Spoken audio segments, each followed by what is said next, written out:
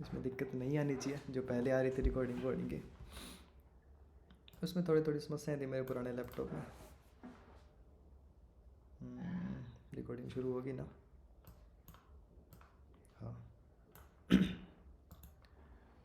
ठीक है। तो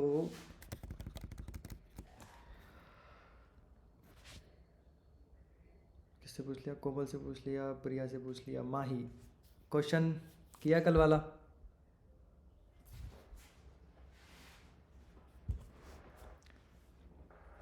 हेलो।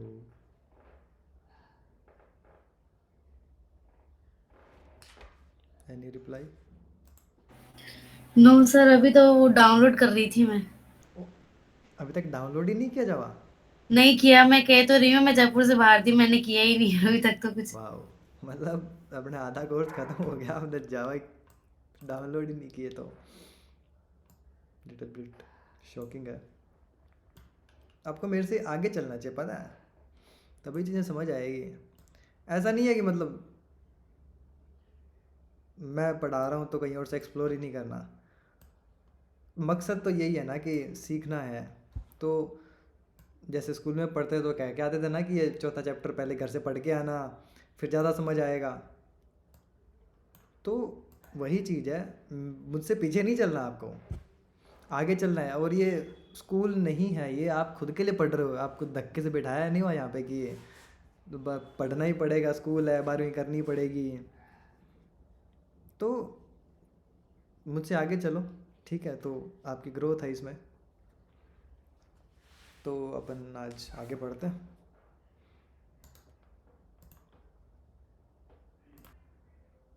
ओके। सारिका, कल वाला क्वेश्चन किया?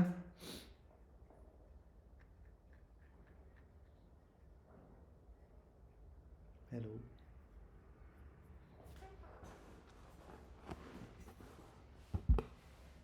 मतलब नहीं किया तब भी ना तो कह दो।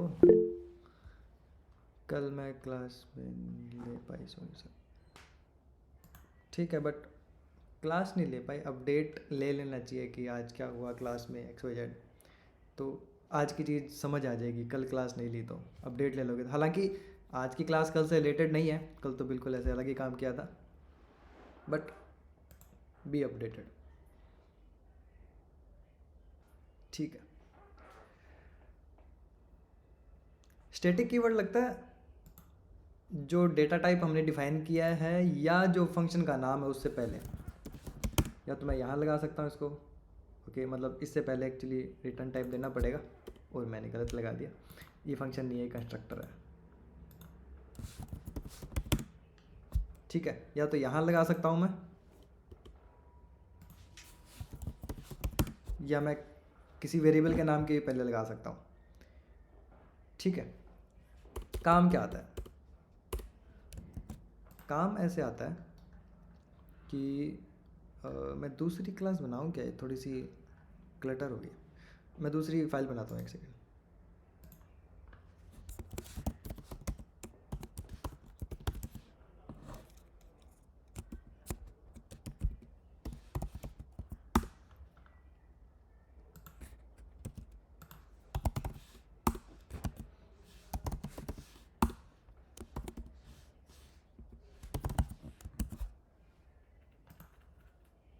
ठीक है, दिस प्रिंट हो गया, चल रही है हमारी क्लास सही से।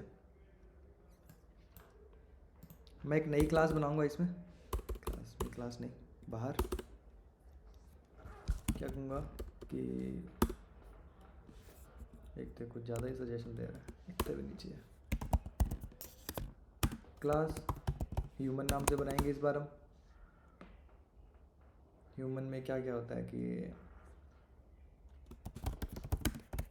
ह्यूमन का नेम हो सकता है, और बड़ी सिंपल चीज़ें, ह्यूमन की एज होती है, और हाइट हो सकती है ह्यूमन की, और वेट हो सकता है। ठीक है, इतना बहुत है अभी के लिए।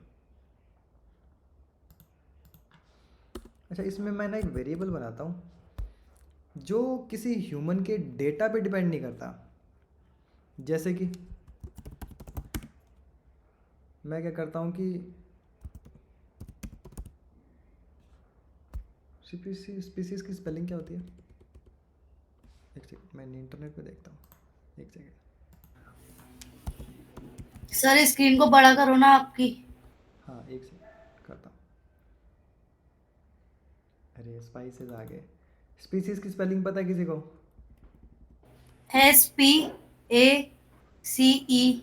SPECIES।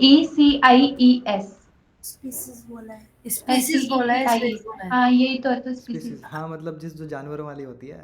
हाँ हाँ। हाँ ठीक है। स्पीसी ये इसका सिंगुलर होगा। ठीक है, मैं मान रहा हूँ कि सिंगुलर है उसका। ठीक है,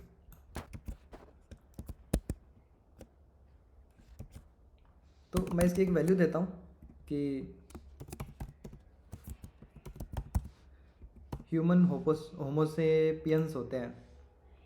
ये सबको पता है क्या? ठीक है, मतलब जैसे हर डॉग की ब्रीड होती है ना, वैसे इंसानों की ब्रीड होती है होमोसेपियंस। किसी को नहीं पता है, बायोलॉजी नहीं पढ़ी तो कोई दिक्कत नहीं है, हमने बस एग्जांपल लिया है। ठीक है, कि सारे ह्यूमन होमोसेपियंस होते हैं। ठीक है, एक कैटेगरी होती है जानवरों की, तो हम होमोसेपियंस की जानवरों की कैटेगरी में आते हैं। ठीक है, तो ये डेटा किसी के लिए बदलता नहीं है कि कौन सी स्पीसीज से बिलोंग करते हैं हम। होमोसेपियंस से बिलोंग करते हैं। ठीक है। स्क्रीन बड़ी कर दो। ओ हाँ, सॉरी सॉरी, माय बैड।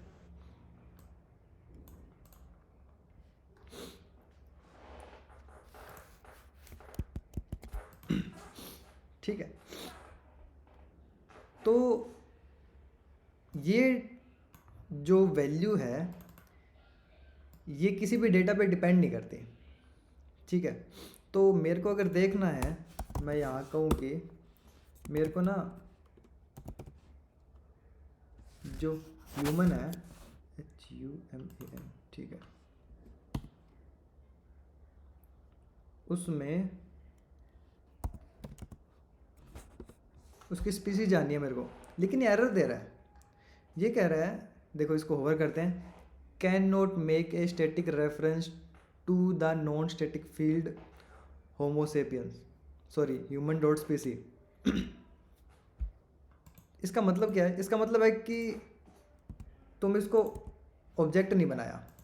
ठीक है, कि तुमने एक ब्लूप्रिंट तो बना लिया, ढांचा बना लिया, लेकिन असली ह्यूमन बनाया ही नहीं जब तक, तब तक मैं उसकी किसी भी की को एक्सेस नहीं कर सकता। थोड़ा टेक्निकली बोलूँ मैं, तो इसका मतलब ये है कि इसकी किसी भी प्रॉपर्टी को इसके ऑब्जेक्ट के बिना एक्सेस नहीं किया जा सकता।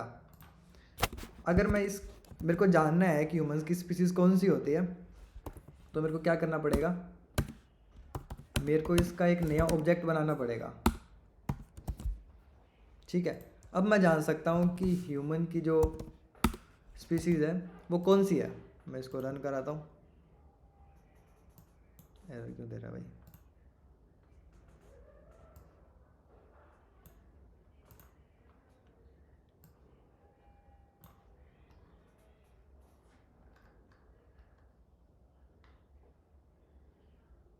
क्या कह रहा है? Method void not found. खुद से ही चला लेता है।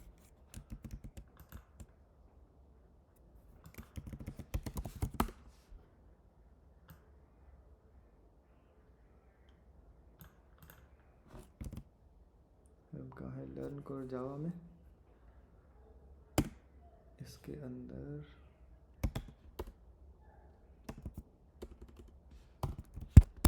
जावा क्लासेस, और क्या नाम है क्लास का?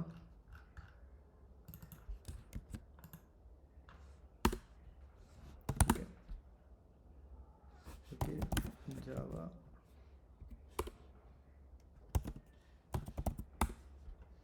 ठीक है, होमोसेपियंस प्रिंट हो गया। ओके, तो ये तो थोड़ी सी दिक्कत वाली बात होगी। दिक्कत वाली बात कैसे हुई? कि क्योंकि मेरे को जानना है कि ह्यूमन की स्पीसीज कौन सी है, तो ये ऑब्जेक्ट बनाना अननेसेसरी है उसके लिए। कोई ज़रूरत नहीं है मेरे को, मतलब किसी ह्यूमन के डेटा पे डिपेंड ही नहीं करती है चीज़ तो, कि जो इसकी स्पीसीज़ है वो ऐसा थोड़ी है कि किसी के नाम पे डिपेंड करती है, कि किसी का नाम राम है तो उसकी स्पीसीज कुछ और होगी, और किसी भी डेटा पे डिपेंड नहीं करती। ठीक है, तो मैं क्या चाहता हूँ कि ये डेटा डायरेक्टली एक्सेसिबल हो। तो जो डेटा किसी ऑब्जेक्ट के स्पेसिफिक डेटा पे डिपेंड नहीं करता, हमारे केस में स्पीसीज है, तो उसको हम स्टैटिक बना देते हैं।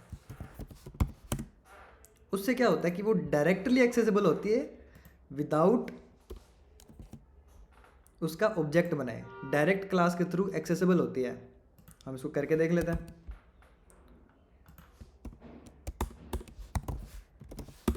मैं कहता हूँ कि जो ह्यूमन डॉट स्पीसीज, अब इसने कोई एरर नहीं दिया, एकदम बढ़िया चली, मतलब अब तक एटलीस्ट कंपाइलेशन एरर नहीं दिया।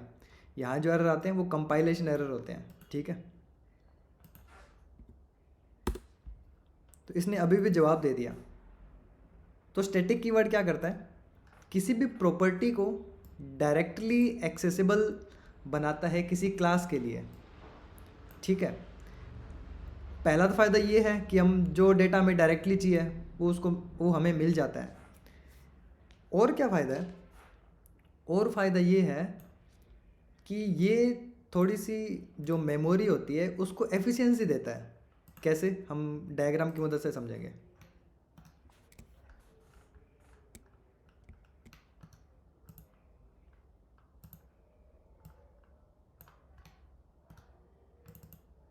मान लो कि ये मैंने एक ब्लूप्रिंट बनाया है उसका,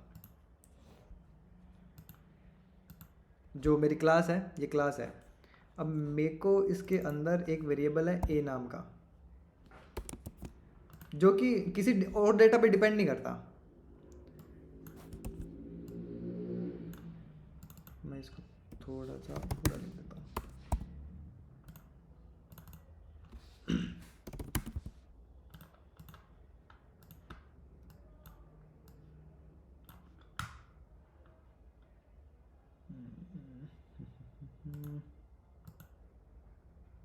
ठीक है, तो इस जो ब्लूप्रिंट है उसका मैंने ऑब्जेक्ट बनाया। ठीक है, अब ये इंट ए मेरे को डायरेक्टली चाहिए था, ये किसी भी डेटा पे डिपेंड करता ही नहीं है। लेकिन अगर मैंने इसके बहुत सारे ऑब्जेक्ट बनाए तो क्या होगा, मान लो कि इस केस में हमारे पास 6 ऑब्जेक्ट है, तो इस ए ने कुछ ना कुछ मेमोरी ली होगी। जैसे इंट है तो 4 बाइट्स की मेमोरी ली होगी। तो अगर 6 वेरिएबल या 6 मैंने ऑब्जेक्ट बनाए उसके, तो 24 बाइट्स उसने कंज्यूम कर ली। ये बात सबको समझ आती है कि 4 ऑब्जेक्ट बनाऊंगा तो 4 वेरिएबल उसके अंदर बनेंगे ही बनेंगे। हर क्लास एक ब्लूप्रिंट है। जैसे हमने बोतल का एग्जांपल लिया था, तो जितनी बोतल बनाऊंगा उतना उसमें लोहा या तांबा जो भी है वो लगेगा ही लगेगा, राइट। तो हर बार ये वेरिएबल्स नए बनेंगे, नई मेमोरी लेंगे हर बार, क्योंकि सबकी वैल्यूज़ अलग अलग हो सकती है, तो उनको जगह ऑब्वियसली अलग अलग चाहिए। एक आदमी का वेट 10 किलो है, दूसरे का 50 है, तीसरे का 30 है। ठीक है, तो सबके लिए अलग अलग वैल्यू रखनी होती है, तो ऑब्वियसली वो नया डेटा या नई मेमोरी एलोकेट करवाएगा जब भी नया ऑब्जेक्ट बनेगा। लेकिन अगर हमने उसको स्टैटिक बना दिया ना, अगर मैंने इसको स्टैटिक कर दिया, तब वो ऑब्जेक्ट के साथ दोबारा नहीं बनता। ये इसमें किसी में बनेगा ही नहीं, बाकी सारे वेरिएबल्स बनेंगे। बाकी मान लो कि अभी ये जो ऑब्जेक्ट है उसमें बाकी सारे वेरिएबल्स एग्जिस्ट कर रहे हैं। तो अभी अगर मैंने उसको बनाया, तो वापस मैंने 6 वेरिएबल्स बनाए, सॉरी 6 ऑब्जेक्ट बनाए। तो अब ये जो स्टैटिक नाम का, जो स्टैटिक कीवर्ड के साथ बनाया हुआ वेरिएबल है, ये इन सब में नहीं बनेगा। उसको पता है कि ये डायरेक्टली एक्सेसिबल है, मतलब किसी भी डेटा पे डिपेंड करता नहीं है, इसीलिए वो डायरेक्टली एक्सेसिबल है।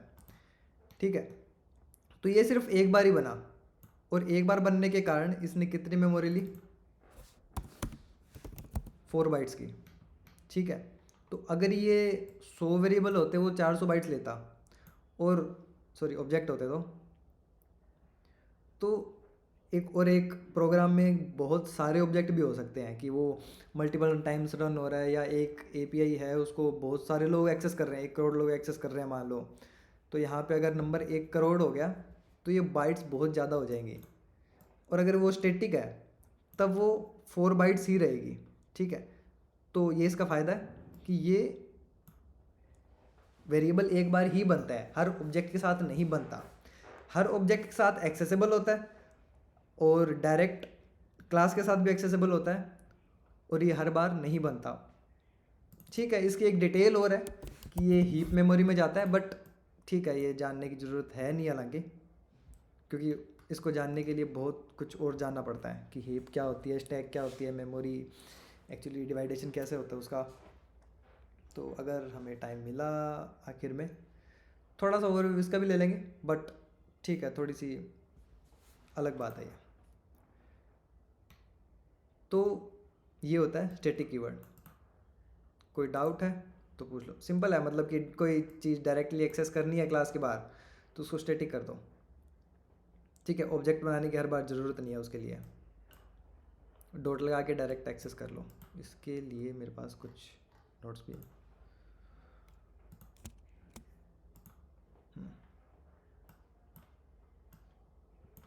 स्टैटिक ब्लॉक को छोड़ते हैं एक बार, ठीक है। मेमोरी एफिशिएंसी है, यूटिलिटी मेथड, हाँ, जैसे कि मेथड को भी हम स्टैटिक बना देते हैं, बना सकते हैं। स्ट्रिंग क्लास स्टैटिक कीवर्ड, ठीक है। अच्छा, हमने वेरिएबल का तो पता लग गया कि स्टैटिक बनाने की ज़रूरत क्यों पड़ती है। एक मेथड को स्टैटिक बनाने की ज़रूरत क्यों पड़ेगी? जब उसका एल्गोरिदम जो भी मेथड के अंदर लिखा हुआ है वो किसी भी डेटा पे रन कर जाएगा, उसके लिए कोई स्पेसिफिक डेटा नहीं चाहिए। जैसे अभी हमारे लिए एग्जांपल लिखा हुआ है कि जो math.max, मान लो कि एक हमने क्लास बनाई, हालांकि जावा के अंदर होती है मैथ नाम की क्लास, बट मान लो कि ये हमने बनाई है, ठीक है। और वो एक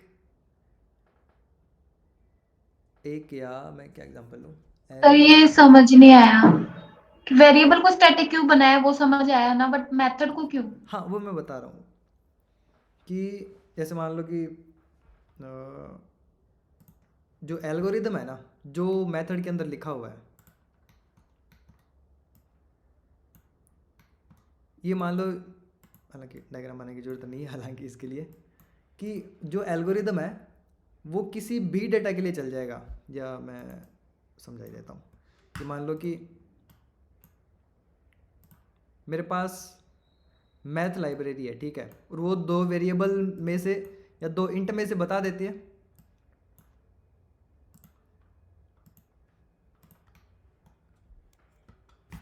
मेरे पास मैथ लाइब्रेरी में एक मेथड है जो क्या करता है, मैक्स बताता है। किस में बताएगा? मान लो वो 2 वेरिएबल लेगा एज पैरामीटर, या प्रोग्रामिंग को भूल भी जाए एक बार के लिए, तो ये जो मेथड है ये 2 वेरिएबल लेगा, ठीक है, 2 डेटा लेगा अपने अंदर, और वो बताएगा कि इनमें से बड़ा कौन सा है। मान लो कि मैं इसको थोड़ा सा छोटा कर लेता हूँ, उसको ये बताना है कि इन दोनों में से कौन सा डेटा बड़ा है, ठीक है। तो वो अपने अंदर लेगा कुछ इसको बाहर भी रखता हूँ, कॉपी करता है इसको, वो इसको अपने अंदर लेगा, वो कुछ प्रोसेसिंग करेगा और वो बता देगा बाद में कि ये वाला डेटा तुम्हारा बड़ा है, ठीक है, और इसको साफ कर देगा। तो क्या ये प्रोसेसिंग करने के लिए उसको कोई स्पेसिफिक एक ही डेटा के लिए बनाना ज़रूरी है? नहीं है। मेरे को ऐसा ज़रूरी नहीं है कि मैं इसको 2 ही रखूँ और इसको 6 ही रखूँ, ऐसा ज़रूरी नहीं है। इन दोनों की जगह कोई भी डेटा आ सकता है, वो इस क्लास के डेटा पे डिपेंड नहीं करता है, ठीक है। तो उसका काम है कि डेटा लो और उसके अंदर जो भी XYZ लिखा हुआ है उसमें से मैक्स को निकाल के दे दो।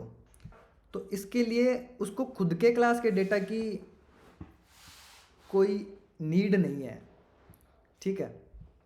तो जब उसको खुद के क्लास के डेटा की नीड नहीं होती है तब उस मेथड को हम स्टैटिक बना सकते हैं, क्योंकि अगर उसको डेटा की ज़रूरत होगी, खुद के डेटा की, मान लो कि मैं इस क्लास के लिए देखूं तो मान लो कि नेम और एज है मेरे को, या मान लो कि यहाँ एक ना फर्स्ट नेम और लास्ट नेम है।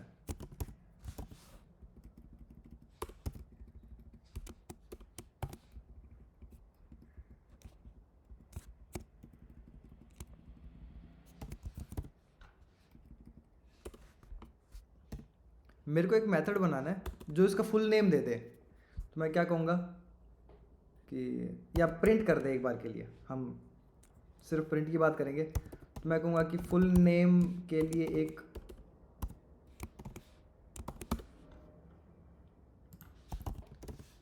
और ये क्या करेगा, फर्स्ट नेम प्लस एक स्पेस, फिर क्या करेगा, लास्ट नेम।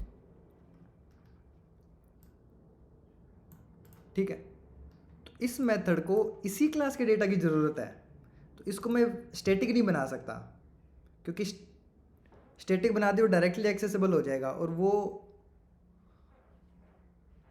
इस क्लास के डेटा को यूज़ करने के काम नहीं आएगा।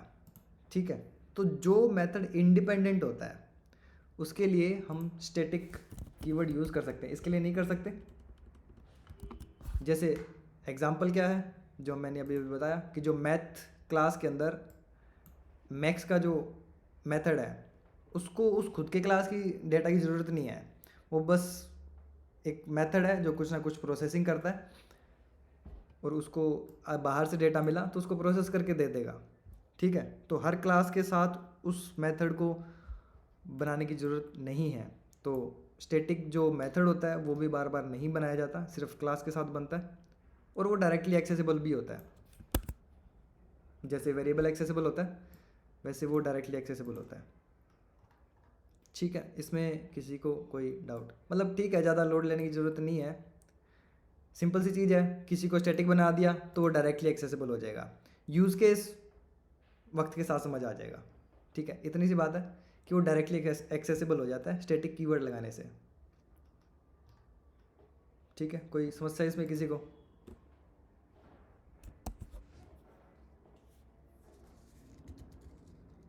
बताओ, हाँ ना, कुछ तो, थम्स अप, थम्स डाउन।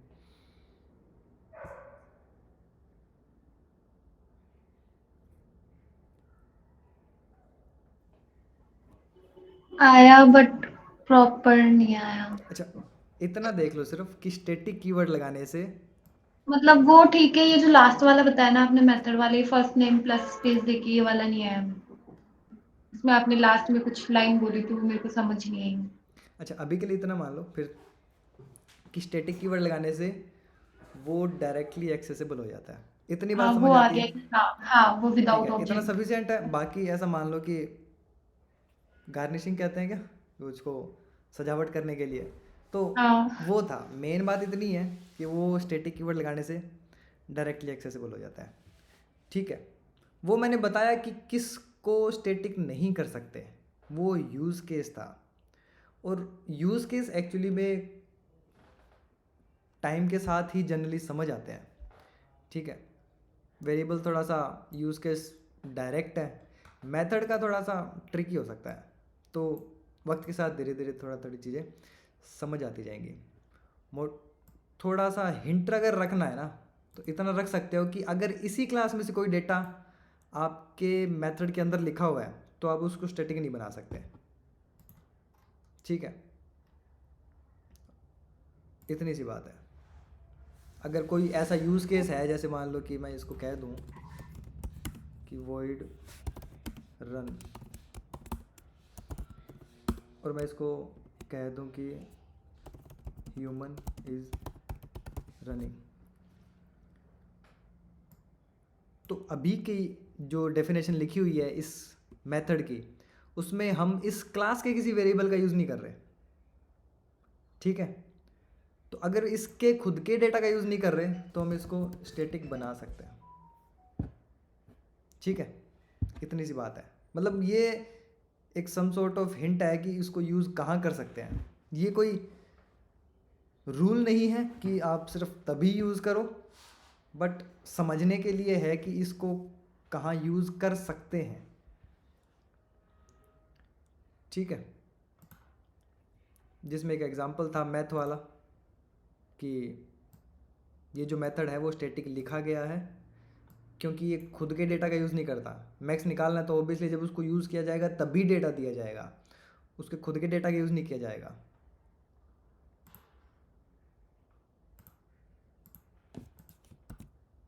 ठीक है, कोई समस्या किसी को? अभी भी नहीं समझ आया तो फिर मैं और आसान तरीका ढूंढता हूँ।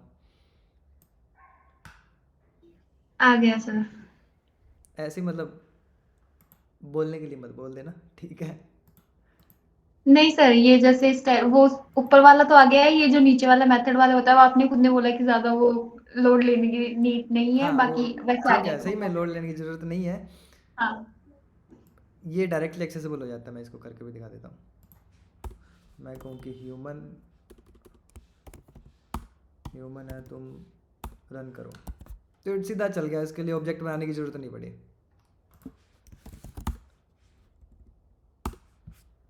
ठीक है, ह्यूमन इज रनिंग। अब इसको स्टैटिक क्यों नहीं बना सकते, ये देख लेते हैं। मान लो इसको स्टैटिक बना देते हैं तो इसने एरर ही दे दिया खुद नहीं। और एक क्यों नहीं बना सकते, स्टैटिक क्या करता है, डायरेक्टली एक्सेसिबल हो जाता है। तो मैं कहूँगा कि ह्यूमन डॉट, अगर मैं फुल नेम यहाँ लिख भी दूँ तो इसने पहले से पहले तो एरर दे रखा है कि तुम इसमें बना नहीं सकते। क्यों नहीं बना सकते, लॉजिकली सोचें तो ह्यूमन तो एक्चुअल में बना ही नहीं है ना अब तक, उसका डेटा तो है ही नहीं, तो ये क्या देगा। इसके पास प्रोसेसिंग के लिए कुछ है ही नहीं, वो उसके पास डेटा ही नहीं है, क्योंकि हमने जब यहाँ इसको यूज़ किया तो हम उसको एक्चुअली में यूज़ कर नहीं सकते क्योंकि उसके पास खुद का डेटा है नहीं, उसके पास खुद का कोई फर्स्ट नेम नहीं है, लास्ट नेम नहीं है, और वो बिना ऑब्जेक्ट के आ नहीं सकता। तो इसलिए इसके अंदर यहाँ की किसी वेरिएबल का यूज़ नहीं कर सकता है। ठीक है, कोई समस्या? अब कुछ और समझ आया होगा थोड़ा सा, तो इसको मैं डिलीट कर देता हूँ। ठीक है, और कुछ चीज़ें टाइम के साथ ही समझ आती हैं, ये सत्य को आप स्वीकार करें तो उचित है। जल्दी जल्दी सिर्फ इन्फॉर्मेशन ली जा सकती है, अंडरस्टैंडिंग हमेशा ही टाइम के साथ आएगी। अंडरस्टैंडिंग लाने का कोई आसान तरीका नहीं है।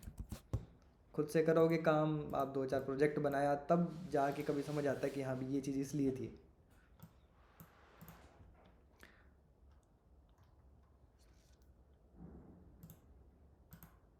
ओके, ठीक है, इतनी सी कहानी थी स्टैटिक की। अच्छा, स्टैटिक ब्लॉक भी होता है, वो क्या करता है? स्टैटिक कीवर्ड तो हमने देख लिया, ठीक है। स्टैटिक ब्लॉक क्या करता है, देखो, a static block is use to initialise static variables before the main method runs. इसका मतलब क्या है कि अगर मैं यहाँ एक स्टैटिक ब्लॉक लगाता हूँ, ब्लॉक का सिंपली मतलब एक कर्ली ब्रैकेट है जिसमें कुछ लिखा हुआ है, ठीक है। मैं यहाँ इसको स्टैटिक लगा के भी एक ब्लॉक बना सकता हूँ। ब्लॉक मतलब कि ग्रुप ऑफ कोड्स, बस इतना ही होता है, कुछ खास होता नहीं है ब्लॉक में। मान लो कि मैंने इसके अंदर वेरिएबल बना सकता हूँ, मतलब बिल्कुल ये अपनी फाइल की तरह होता है कि इसमें जो जो चीज़ें मैं बाहर बना सकता था वो इसके अंदर भी पूरा कोड लिख सकता हूँ। तो मैंने कहा कि इंट a = 23। अब मैं किसी भी XYZ रीज़न से इस वेरिएबल को बाकी सब चीज़ों से पहले चलाना चाहता हूँ। यहाँ जो मेन मेथड में रन कर रहा हूँ ना, यहाँ जो भी चले उससे पहले मैं इस वेरिएबल को चलाना चाहता हूँ या बनाना चाहता हूँ, कोई भी XYZ रीज़न होगा, ठीक है। तो उसको मैं क्या करूँगा, स्टैटिक वेरिएबल में रखूँगा, सॉरी स्टैटिक ब्लॉक में रखूँगा। तो वो मेन मेथड से भी एक्चुअली पहले रन हो जाएगा। और इसको हम रन करा के देख लेते हैं। अब ये पहले चला या नहीं चला, सारी चीज़ों को कमेंट कर देता हूँ मैं। और ये वेरिएबल एज कंसिडर होगा कि इस ह्यूमन के अंदर ही है, ह्यूमन डॉट ए। और ये एरर क्यों दे रहा है, मैं कुछ बोल रहा हूँ।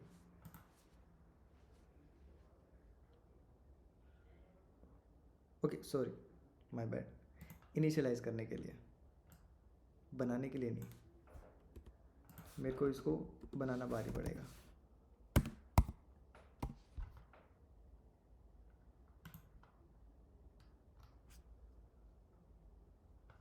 Can not be reference.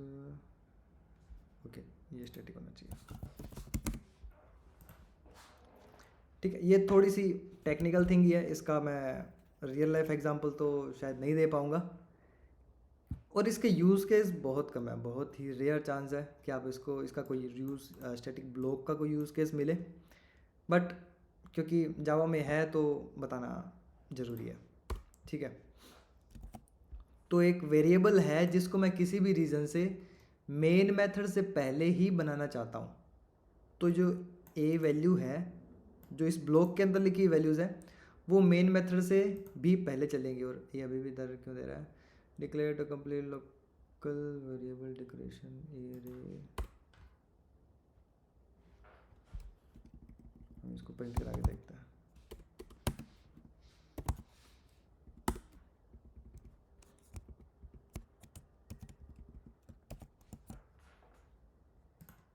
ठीक है, इसका एरर जा चुका।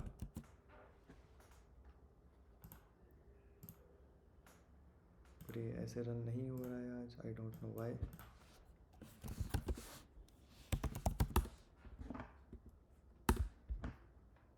ठीक है, उसमें 23 आ चुका है।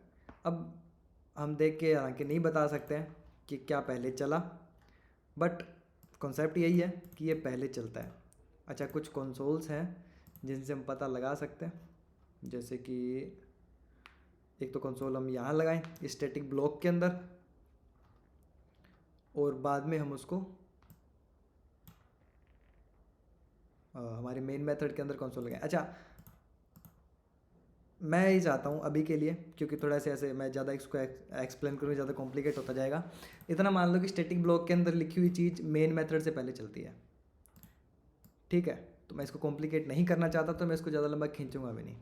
ठीक है, जिसको ज़रूरत होती है मैं उसी चीज़ को ज़्यादा लंबी खींच के लेके जाऊँगा। ठीक है, तो स्टैटिक ब्लॉक होता है, वो मेन मेथड से पहले चलता है, इतनी सी बात है। ठीक है, मैं इसको यहाँ लिख देता हूँ, क्योंकि अब आपको कोड मिल जाएगा ऑनलाइन, मैंने URL ग्रुप में डाल दिया है। Static block runs before main method. ठीक है, फाइन। कोई समस्या किसी को?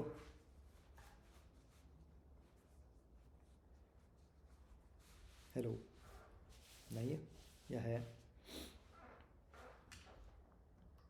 और हाँ, ये बिल्कुल नॉर्मल है कि अब से आगे थोड़ी थोड़ी जो चीज़ें आएंगी वो ऐसा लगेगा कि थोड़ी सी कम समझ आ रही है। ओबियसली लगेगा, क्योंकि इफ़ एल्स लूप ये सब बहुत सिंपल होते हैं, लगभग लोगों ने 3-4 बार भी इनको पहले पढ़े होते हैं। लेकिन इसके आगे की चीज़ जावा में थोड़ी सी डिफरेंट है, और कोई अगर पहली बार पढ़ रहा है तो उसके लिए तो बिल्कुल ही नई चीज़ है। तो थोड़ी सी टेढ़ी लग सकती है वो चीज़, बट इट्स ओके, क्योंकि दिस इज़ द प्रोसेस, इसको कोई चेंज नहीं कर सकता है। सबको ऐसे ही लगता है शुरू शुरू में कि यार क्लासेस से जब शुरू चीज़ें हो रही है तो थोड़ा थोड़ा ऐसे लग रहा है कि यार टेढ़ी खीर होती जा रही है, लेकिन उसको आप प्रैक्टिस करोगे तो हैबिचुअल हो जाएगी। ठीक है, तो हम आगे बढ़ते हैं। स्टैटिक कीवर्ड देखा, स्टैटिक ब्लॉक देखा हमने। फाइनल कीवर्ड एक और चीज़ देखते हैं हम क्या होती है। अच्छा, जावास्क्रिप्ट किस किस ने पढ़ी है? कोई है जिसने जावास्क्रिप्ट पढ़ी हो? तो मैं वहाँ से कुछ रेफरेंस देना चाहता हूँ। नहीं। बाकियों ने प्रिया ने शायद पढ़ी है, अच्छा शाहिद ने पढ़ी है। नहीं पढ़ी। नहीं पढ़ी जावास्क्रिप्ट?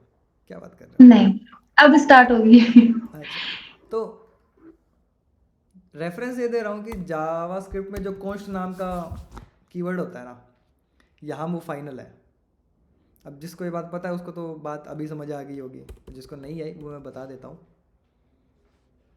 कि मान लो मैंने जावास्क्रिप्ट में सिर्फ इतना पता है कि है ना कॉन्स्टेंट लॉ का वो करते हैं अपन। चलो मैं यही बता देता, हालांकि मैं यहाँ एक्सप्लेन तो करूँगा, बट ठीक है मैं रेफरेंस दे दूँ तो थोड़ी जिसको जिसको पता है उसको तो कम से कम थोड़ा अच्छा समझ आ जाएगा। मान लो कि मैंने वेरिएबल बनाया इंट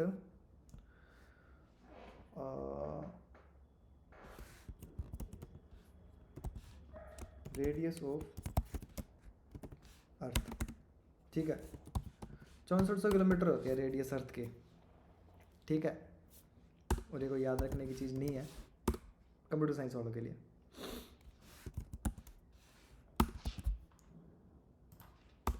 तो मैंने इसको लिखा, रन किया, कोई दिक्कत नहीं है, 64 प्रिंट हुआ। तो मैं उसको कमेंट कर देता हूँ बाद वाले को, 6400 प्रिंट हुआ किलोमीटर में, ठीक है। लेकिन किसने कोड लिखते लिखते लिखते लिखते ऐसा कर दिया कि गलती से किसी ने ऐसा कर दिया कि रेडियस है ना वो 45 गलती से लिख दी किसी ने।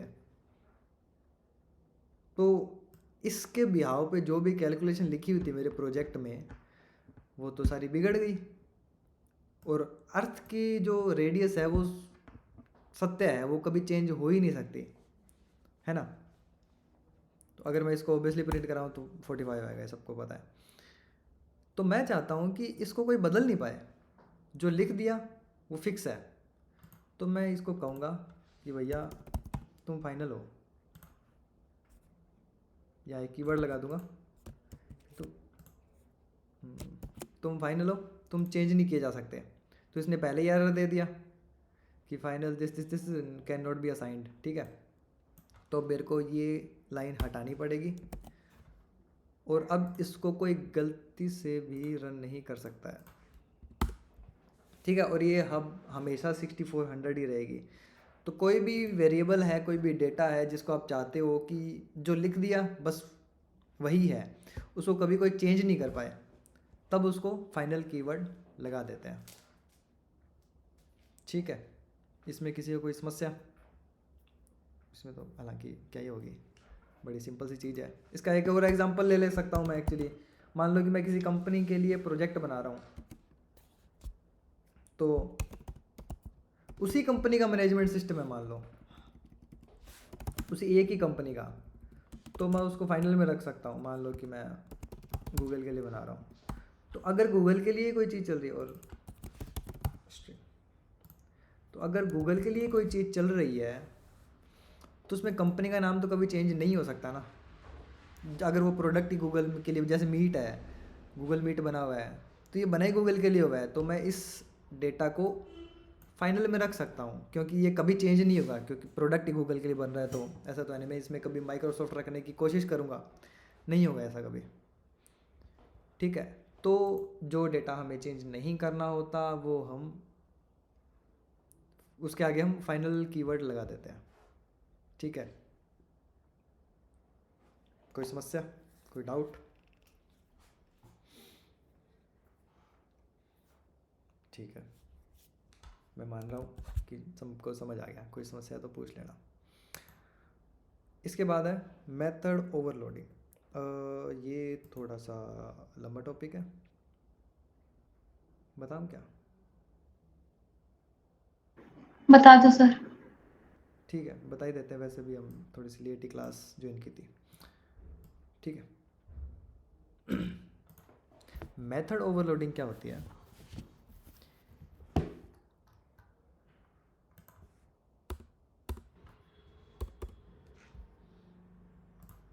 मैं क्लास नहीं बनाता हूँ इसके लिए,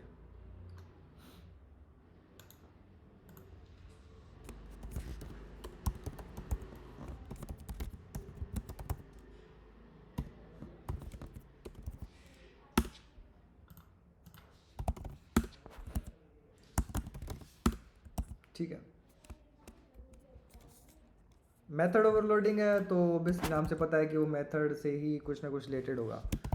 तो मैं एक नई क्लास बनाता हूँ, मैं कहता हूँ कि माई मैथ, मैं मैथ नाम की क्लास बना रहा हूँ जिसमें कुछ कुछ मैं ऐसे लिखूँगा। तो इसमें मैं एक मेथड बनाता हूँ कि सम निकालना है, और ये क्या रिटर्न करेगा, ये इंटीजर रिटर्न करेगा। तो यहाँ से थोड़ा सा रिटर्न टाइप भी पता लग जाएगा। ये एरर क्यों दे रहा है, मेथड मस्ट रिटर्न रिजल्ट, हाँ ठीक है, मैंने इसको इंट कह दिया तो ये कह रहा है कि कुछ इंट रिटर्न करना चाहिए, ठीक है, वो हम देख लेंगे।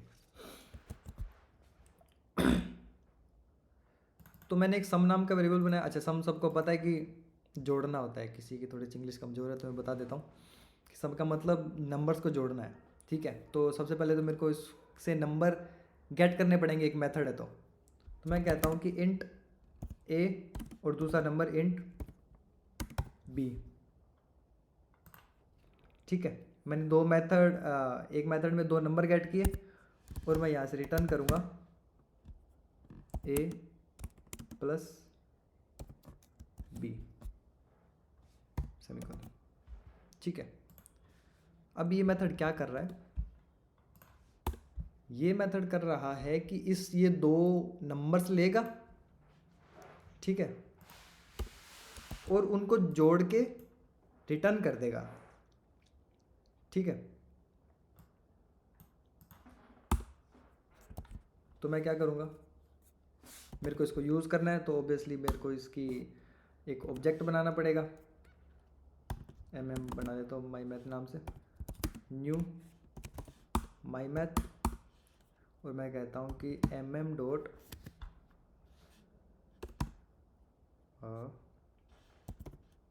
सम, ठीक है। तो इसको हमें दो नंबर्स देने पड़ेंगे ऑब्वियसली। मैं कहता हूँ कि 4 और 5। तो ये मेथड क्या करेगा, 4 को ए मिलेगा, मतलब कि पहला वेरिएबल पहले वेरिएबल में आएगा, या पहला आर्ग्यूमेंट जो हम यहाँ से पास कर रहे हैं इसको आर्ग्यूमेंट कहते हैं। हालांकि मैंने थोड़े से फंक्शंस पहले बता चुका हूँ। पहला आर्ग्यूमेंट पहले में आएगा, दूसरा आर्ग्यूमेंट दूसरे में आएगा। रिटर्न क्या करेगा, ए प्लस बी। अच्छा, मैंने रिटर्न बताया क्या पहले, या नहीं बताया, नहीं बताया आई थिंक, ठीक है, अभी पता लग जाएगा। रिटर्न क्या करेगा कि जहाँ इसकी डेफिनेशन लिखी हुई है ना, वहाँ पे इस वैल्यू को ले जाके रख देगा। अभी तक हम क्या कर रहे थे, हम ये कर रहे थे कि सिस आउट, अब तक के हिसाब से हमें काम करना आता था, हम यहीं पे इसमें कंसोल लगा देते, ठीक है। लेकिन मेरे को यहाँ कंसोल नहीं करना, मैं चाहता हूँ कि यहाँ जो मैंने जहाँ इसको कॉल किया वहाँ पर मेरे को वो वैल्यू मिले। तो अब अगर मैं इसको एक वेरिएबल में रख लूँगा ना, तो इसकी जो कैलकुलेटेड वैल्यू है इस टोटल में आ जाएगी, यहाँ तक सीमित नहीं रहेगी वो। रिटर्न का मतलब वापस करना होता है ना, तो इसने कैलकुलेट किया और वो जहाँ जिसको कॉल कराया गया है वहाँ वो वापस कर देगा। और मैंने कहा था कि राइट वाली थिंग है, उसका जो भी रिजल्ट कैलकुलेट हुआ है वो लेफ्ट वाले वेरिएबल के अंदर चला जाएगा। तो अब इस टोटल में क्या आएगा, ये जो कैलकुलेट करके रिटर्न करेगा वो इस टोटल के अंदर आ जाएगा। तो मेरे को यहाँ अब इसको प्रिंट नहीं कराना, मैं चाहता हूँ कि मैं इसको मेन मेथड में ही प्रिंट कराऊँ, या कोई और ऑपरेशन में भी हो सकता है मैं उसके साथ कराना चाहूँ। अभी के लिए ऑपरेशन के नाम पे हमारे पास इसको प्रिंट कराना है, ठीक है।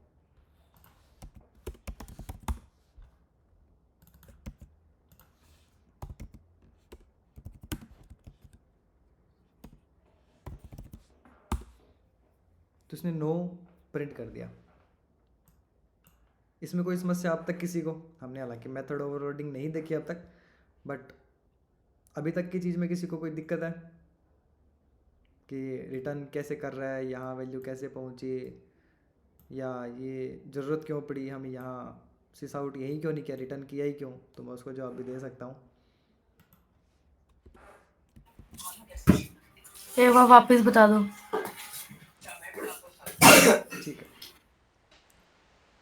मेरे को एक ऐसा मेथड बनाना है। मेथड का मतलब है कि ऐसा कोड लिखना है जो दो नंबर्स को जोड़ने का काम करे। ऐसा मान लो दो दो नंबर को जोड़ने का काम करे। तो मैंने क्या किया, एक मेथड बनाया जो दो वेरिएबल्स लेता है, पहला वेरिएबल और दूसरा वेरिएबल। इसको मैं आर्ग्यूमेंट में कह सकता हूँ, ठीक है। दो वैल्यू लेता है एक्चुअली में, पहला आर्ग्यूमेंट और दूसरा आर्ग्यूमेंट। और वो क्या करेगा, मेरे को जोड़ के उसको वापस दे देगा। मेरे को यहाँ नहीं जोड़ना। मान लो कि बहुत कोई कॉम्प्लिकेटेड सा एल्गोरिदम इसमें लिखा हुआ है कि मेरे को प्राइम नंबर निकालना है, मान लो जो भी XYZ को एल्गोरिदम लिखा हुआ है, तो मैं उसको डायरेक्ट मेन मेथड में नहीं लिखना चाहता। मैं चाहता हूँ कि मेरे को कोई एक ऐसा यूटिलिटी फंक्शन बन जाए जहाँ पे मैं सिर्फ डेटा पास कर दूँ और मेरी डिज़ायर्ड जो कैलकुलेशन है वो मेरे को मिल जाए। अभी कैलकुलेशन हमारी क्या है कि हमें दो नंबर्स का सम मिल जाए, ठीक है। तो मैं जहाँ इसको कॉल करूँगा, रिटर्न वैल्यू में जो लिखा हुआ है वो मेरे को उसके गिवन वेरिएबल में मिल जाएगा, ठीक है। तो ये सिर्फ नंबर्स को कैलकुलेट करके यहाँ वापस भेज रहा है, ये खुद उसको प्रिंट नहीं करा रहा। ये वेरिएबल अभी तक हमने यही देखा था, ये जो फंक्शन है अभी तक हमने ये देखा था कि यहाँ सिर्फ हमने प्रिंट प्रिंट प्रिंट प्रिंट की चीज़ें लिखी थी अगर हमने फंक्शन बनाया भी था तो। लेकिन अब मैं क्या कह रहा हूँ कि ये प्रिंट नहीं करेगा, ये मेरे को वैल्यू वहाँ देगा जहाँ इसकी ज़रूरत है या जहाँ इसको कॉल किया गया एक्चुअली में, और वहाँ मैं इसके साथ इसको जो भी यूज़ है मेरा, मान लो कि मैंने एक यूज़ केस जनरेट करता हूँ। मैं कहता हूँ कि मेरे पास एक और नंबर है R नाम से या नम नाम से बना लेते हैं 45। मेरे को 4 और 5 जो भी नंबर है उसको जोड़ के 45 से मल्टीप्लाई करना है। तो अगर ये रिटर्न कीवर्ड नहीं हो तो कोई तरीका है किसी के पास कि मैं 4 और 5 को जोड़ के, अच्छा प्लस का यूज़ नहीं करना, ठीक है। कहीं कहो कि 4 + 5 लिख दूँ, उसको 45 से मल्टीप्लाई कर दूँ। मेरे को इन्हीं वेरिएबल्स का यूज़ करना है और मेरे को इस मेथड का यूज़ करना है। तो मैं गिवन वैल्यू को दे के उसका सम निकाल के 45 से, अगर मैं यहाँ system.out.println लगा दूँ सिस आउट, मैं ये कह दूँ कि मेरे को ना यहीं जोड़ दूँ इसको मैं एक बार के लिए वॉइड बना देता हूँ क्योंकि ये कुछ रिटर्न नहीं करेगा अगर यहीं प्रिंट हो गया। तो अगर ये यहीं प्रिंट हो गए तो मैं इसमें 45 को भी मल्टीप्लाई नहीं कर सकता, ये यहाँ बंद के रह गए, यहाँ बने यहीं ख़त्म हो गए। मैं चाहता हूँ कि मेरे को इसकी कैलकुलेटेड वैल्यू मिले ताकि मैं आगे प्रोसीड कर सकूँ उसको, ठीक है। तो मैं क्या करता हूँ, इसको रिटर्न करा देता हूँ। तो रिटर्न से वैल्यू वहाँ पहुँच जाती है जहाँ इसको यूज़ किया गया है और उसके आगे मैं उस पर अदर ऑपरेशंस भी कर सकता हूँ। जैसे अभी मेरा ऑपरेशन क्या है कि मैं इसको 45 से मल्टीप्लाई करना चाहता हूँ, सॉरी माय बैड ना, ठीक है। तो रिटर्न वैल्यू क्या करता है, जहाँ उस फंक्शन को कॉल किया गया है वहाँ पर रिटर्न वैल्यू को भेज देता है। ये चीज़ पहली बार देखी हमने। अभी तक हमारे लिए ऑपरेशंस क्या थे कि इसको यहाँ प्रिंट करा दो। अब प्रिंट नहीं करना, मेरे को इसी लाइन नंबर 9 में ही उसका सम चाहिए, तो मैं उसको रिटर्न करवाऊँगा कि जहाँ से उसको कॉल किया गया वहाँ उस वैल्यू को पहुँचा दो। ओबियसली मैं इसको रन कराऊँगा तो जो भी इसका आंसर है वो आ जाएगा, ठीक है। अब कोई समस्या किसी को? नहीं। बाकियों को? No sir. ठीक है, ये रिटर्न कीवर्ड है। अच्छा, कभी ऐसा मत करना कि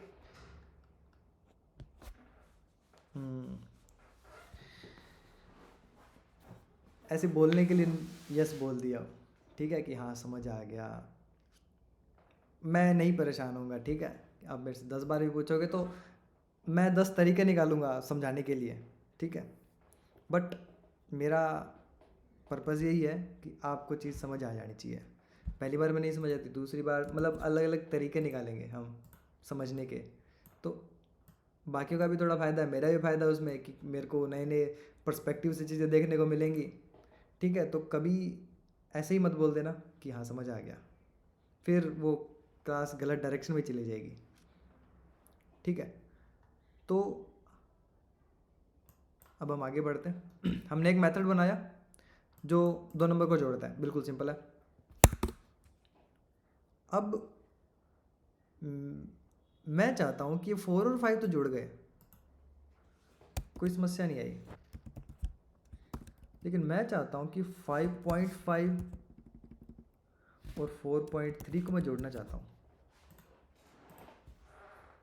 लेकिन ये तो काम ही नहीं करेगा, क्योंकि ये तो क्या लेता है, क्या आर्ग्यूमेंट लेता है, इंट लेता है, और मैंने यहाँ से क्या भेज दिया, फ्लोट भेज दिया, तो इसने एरर दे दिया कि आप इसमें इंट के वेरिएबल में या मेथड में आप डबल भेजो। अच्छा, उसने बाय डिफ़ॉल्ट उसको डबल ले लिया, कोई दिक्कत नहीं है, डबल फ्लोट एक ही बात है। तो आप इसमें डबल नहीं भेज सकते, आप ये कैलकुलेशन कर ही नहीं सकते, तो मेरे लिए दिक्कत होगी कि मेरे को काम तो सेम ही कराना है, डेटा टाइप चेंज हो गया मेरे लिए, है ना। तो उसके लिए क्या होता है, मैं एक और मेथड बना सकता हूँ जिसका क्या है, सेम ही नाम है। अच्छा, पहले मैं एक अलग फंक्शन बनाता हूँ, ठीक है, प्रॉब्लम देखने के लिए। मैं डायरेक्ट सॉल्यूशन में पहुँच गया, पहले प्रॉब्लम देखने से होगा क्या। इसके सॉल्यूशन है हमारे पास, एक ब्रूट फोर्स सॉल्यूशन क्या है कि सम फ्लोट बनाऊंगा मैं कहूँगा कि फ्लोट ए फ्लोट बी, और रिटर्न क्या कर दूंगा, ए प्लस बी, और यहाँ रिटर्न टाइप ऑब्वियसली फ्लोट को जोड़ूंगा तो फ्लोट ही आएगा, इंट नहीं आ सकता।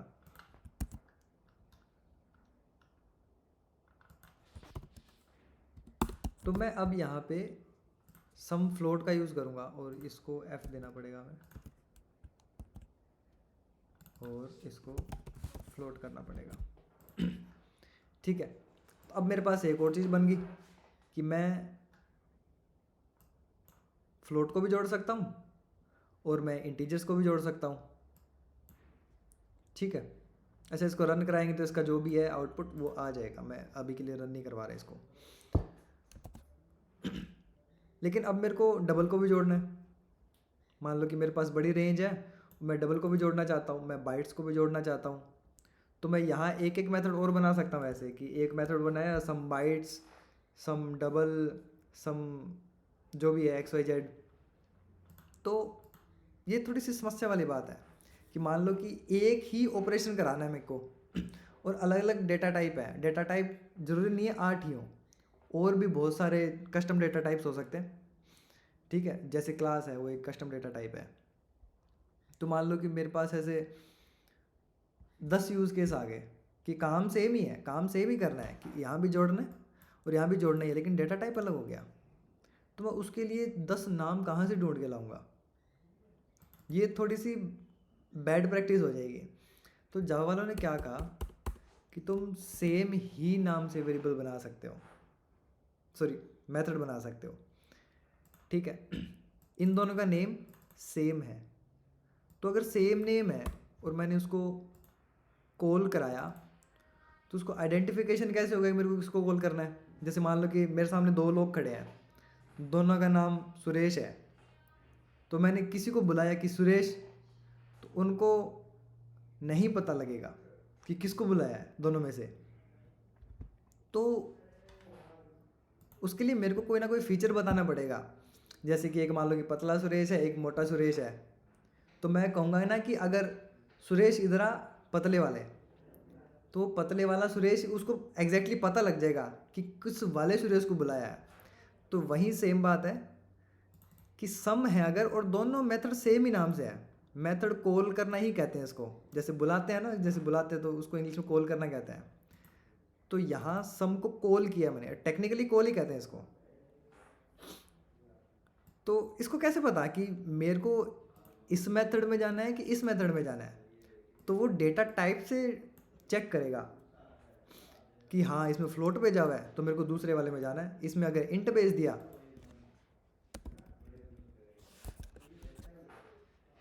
तो मेरे को इंट वाले में जाना है।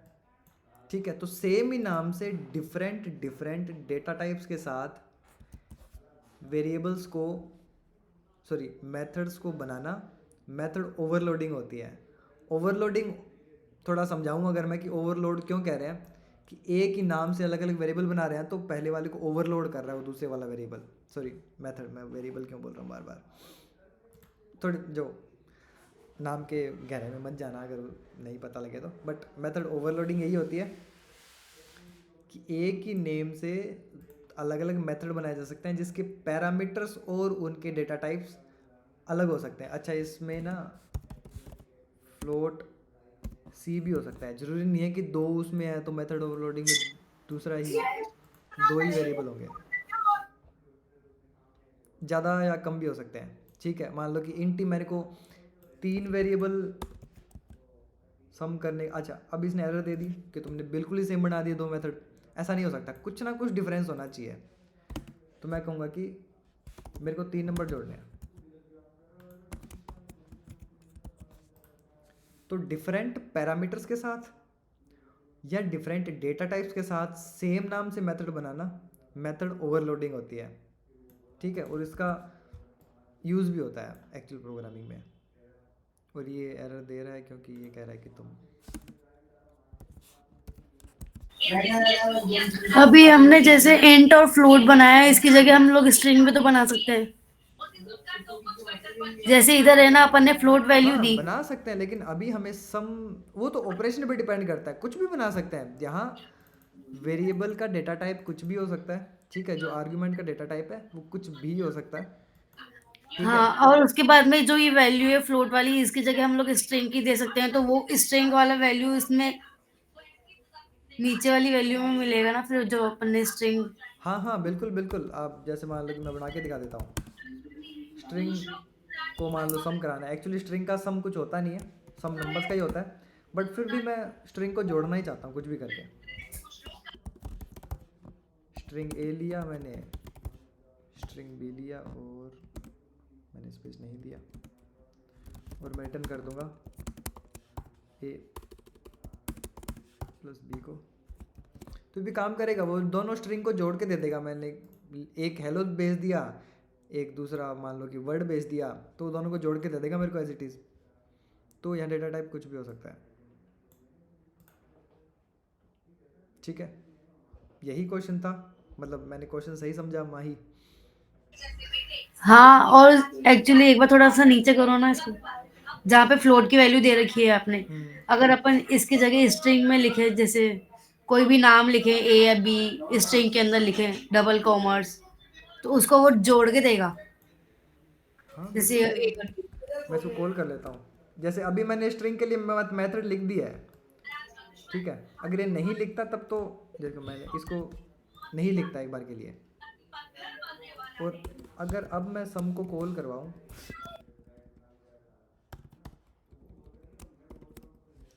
मैं यहाँ लिखता हूँ 1 और दूसरा लिखता हूँ 2, अब तो ये एरर देगा। क्यों देगा? कहेगा कि मेरे को ऐसा कोई मेथड मिल ही नहीं रहा जिसमें मैं स्ट्रिंग पास कर सकूं, या तो इंट है या फ्लोट है।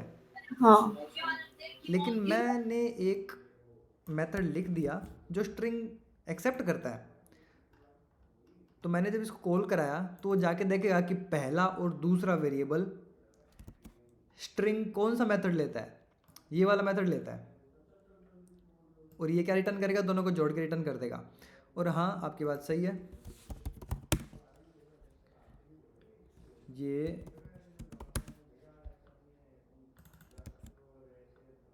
इन दोनों को जोड़ के ही देगा। मैं इसको अगर रन करवाऊँ ना तो जोड़ देगा 1, मतलब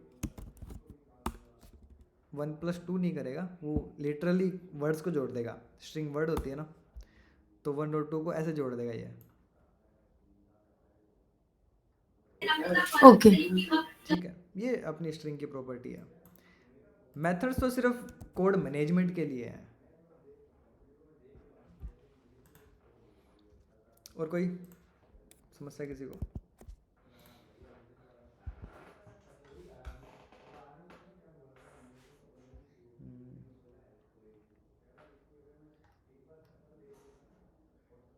बताओ अगर किसी को दिक्कत है तो हम डेफिनेशन भी पढ़ लेते हैं.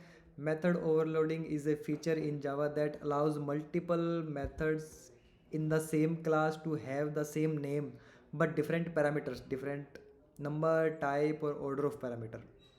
ठीक है, ये बातें हमने कर ली कि सेम नाम का मेथड बन सकता है और उसमें पैरामीटर्स अलग होंगे. अब अलग भी के नाम पे कुछ भी अलग हो सकता है, वो नंबर उसके अलग अलग हैं या कुछ भी अलग है. आपके पास जो भी रिकॉर्डिंग है और है ना ये कोड्स है वो आप सेंड कर सकते हो क्या? मेरे पास ज़्यादा रिकॉर्डिंग है नहीं एक्चुअली, क्योंकि पिछले पीसी में कुछ खराबी थी तो उसमें रिकॉर्ड हो नहीं रही थी. मे बी अच्छा, जो 2-3 कोई क्लासेस बात ही है, नहीं. वो मैं भेज दूंगा. हाँ, तो ये जो कोड लिखे हैं आपने शुरू से वो उसको सेंड कर दोगे क्या? हाँ, कॉपी वो मैंने पेस्ट ग्रुप में सेंड कर दिया है. कर दिए? ग्रुप में एक यूआरएल भेजा है मैंने, उस यूआरएल पे क्लिक करोगे तो आपको सारा कोड मिल जाएगा वहीं पे. जो मैं यहाँ लेकर आऊँ, ये पूरी रिपोजिटरी वहाँ पे ये है. वाली क्लास रिकॉर्ड हुई है? हाँ, ये हुई है ना. क्योंकि ये बीच में लेफ्ट हो गए थे आप। ये नहीं, ये वाली तो मैंने भी कर ली. नहीं, ये हो रही है ना ओबीएस, मैंने इसमें सेटअप कर लिया है. पुराने लैपटॉप में थोड़ी दिक्कत थी तो उसमें नहीं होती थी. ये मैं सेंड कर दूंगा, ये मैं अपलोड करके कहीं पे, और आपको वो लिंक मिल जाएगा जो जैसे भी होगा. तो सर एक इसमें बार इसको स्क्रीन को नीचे करो ना, थोड़ा स्क्रॉल. अब थोड़ा ऊपर. मैं स्क्रीनशॉट ले रही हूँ. कोड ही मिल जाएगा आपको. आप सर भेजते हो. थोड़ा और. इतना हो ही गया? है, इसके नीचे तो कुछ हाँ है नहीं. ठीक.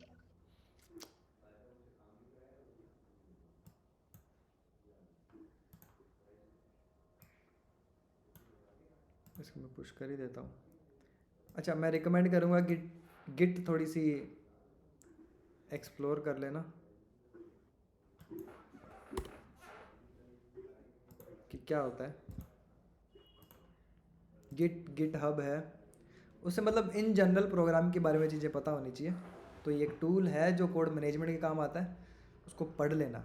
तो ये जो कोड कोड रखा स्टोर हुआ होता है वहाँ है पे. गिट पे रखा हुआ है. ठीक है, तो हमने क्या पढ़ा, मेथड ओवरलोडिंग एंड स्टैटिक. अच्छा, अभी मैं ये क्या कर रहा हूँ, ये